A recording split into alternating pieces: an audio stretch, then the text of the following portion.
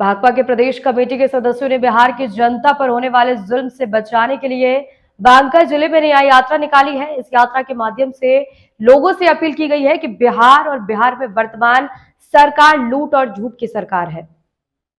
खुद को अति पिछड़ों और महादलितों की हिमायती होने का दंभ भरने वाली सरकार के लंबे सुशासन के बाद भी बिहार की 1/3 यानी 94 लाख से ज्यादा परिवारों को गुजारा करने के लिए दिन में 200 रुपए भी नहीं जुट पाते हैं। केंद्र सरकार ने दैनिक मजदूरी में वृद्धि की घोषणा तो कर दी, लेकिन बिहार में जीविका दीदियों सहित लाखों स्कीम वर्कर को तुच्छ राशि पर खटवाया जा रहा है। इन लोगों ने बताया कि इन लोगों की कुछ मांगे हैं जो वो लोगों को मिलनी चाहिए। सरकारी वादे के अनुसार तमाम गरीबों को 2 लाख रुपए, 5 डिसमिल आवास भूमि और पक्का मकान, दलित गरीब महिलाओं पर जारी हिंसा पर रोक। अब जब तक गरीबों के पास आवास, जोत की भूमि और बटाईदारों को हक की गारंटी नहीं होती और सभी लोगों की जमीन के कागजात दुरुस्त नहीं हो जाते हैं, तब तक सर्वे पर रोक रहेगी। स्मार्ट मीटर लगवाने के अनिवार्यता खत्म करो तथा कृषि कार्य व गरीबों के लिए 200 यूनिट मुफ्त बिजली की मांग की गई है। बाढ़ पीड़ितों के लिए तत्काल राहत की व्यवस्था एवं किसानों को 50,000 रुपए प्रति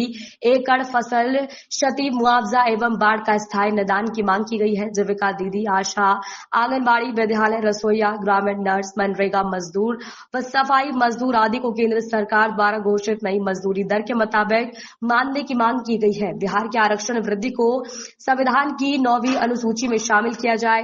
पूरे देश में जातीय गणना एवं बिहार को विशेष राज्य का दर्जा दिया जाए। अंत में बिहार की जनता से अपील की गई है कि बिहार के हक और न्याय के लिए बदलो बिहार न्याय यात्रा निकाली गई है।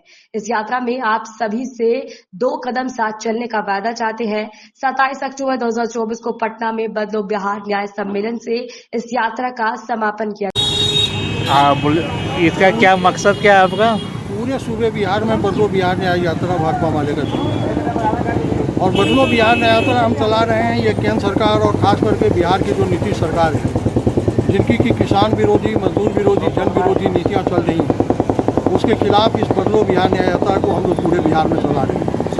अभी हाल ही में आपने सुना होगा कि नवादा के कृष्णा नगर में 32 गरीबों के घर उजाड़ दिए गए और उनके घर उजाड़े गए ये सर्वे के मुताबिक, जिनमें कि उनको ज़मीन से भगाने का एक काम किया गया।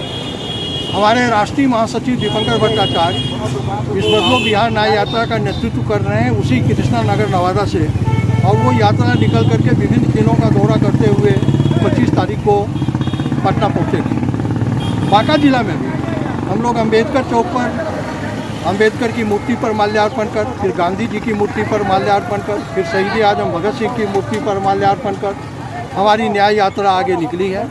और ये पदयात्रा बांका जिला में विभिन्न ग्रामीण क्षेत्रों में आज 16 अक्टूबर से लेकर के 25 अक्टूबर तक चलेगी और इस पदयात्रा का समापन हम लोग पटना में 27 अक्टूबर को तो बदलो बिहार न्याय सम्मेलन के साथ करेंगे। तो आपका कहने का मतलब, पदयात्रा में जो हमारी मांगे हैं वो हमारी मांगे हैं कि एक तो नीतीश सरकार ने जो वादा किया था गरीब मजदूरों के साथ कि हम 96 लाख परिवार जिनका मासिक आय 6,000 रुपया से कम है उनको 2 लाख रुपया देंगे।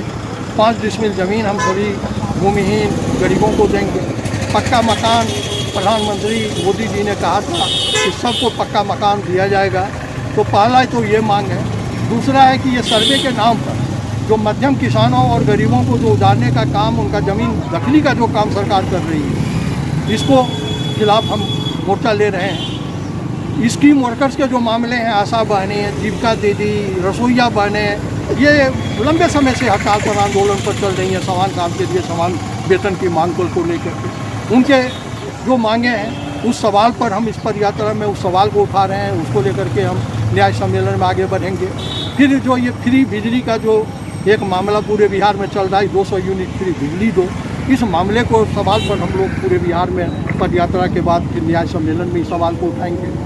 उसके साथ आपको फिर ये जो किसानों के जो मुद्दे हैं उन मुद्दों को हम लोग उन सवालों को भी लेकर के आगे बढ़ रहे हैं। फिर ये स्मार्ट मीटर लगा करके एक तरफ कॉरपोरेट को छूट और दूसरी तरफ ये जो स्मार्ट मीटर लगा करके आम जनता को लूट का जो मामला चल रहा है, ये कंपनी राज के खिलाफ किसानों और मजदूरों के हक के लिए, उस सवाल को हम लोग उठाएंगे।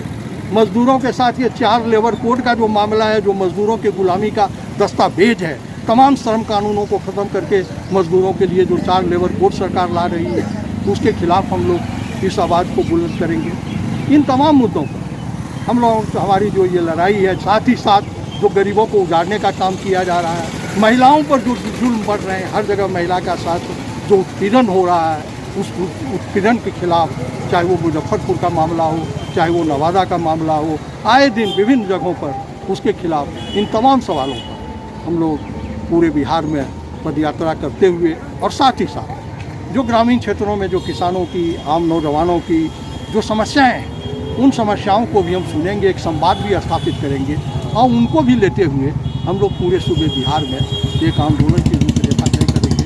सरकार के खिलाफ मुकम्मल तौर पर एक निर्णायक संघर्ष भाकपा माले उस दिशा में आगे बढ़ेगा। तो बिहार में जिसकी भी सरकार बनती है पर बिहार की जनता को लूटने का एक काम करता है, इस पर आपका क्या कहना है?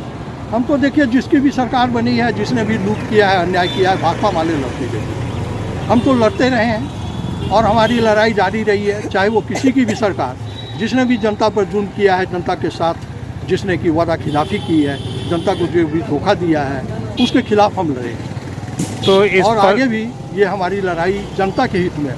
तो कि हमारी पार्टी का ये साफ नारा है कि जनता का स्वार्थ ही हमारी पार्टी का स्वार्थ है, तो जनता के हित में, जनता के स्वार्थ पर हमारा संघर्ष जारी है। तो इस पद यात्रा में जो है बिहार की जनता का आपको लगता है पूरा सहयोग मिलेगा? जी, हम आशा करते हैं और हम अपील भी बिहार की जनता से करते हैं कि उस पद यात्रा को सहयोग दें, भाकपा माले के साथ इस संघर्ष में। क्या नाम हुआ आपका? मेरा नाम SK शर्मा, मैं भाकपा माले बिहार राज्य कमेटी से।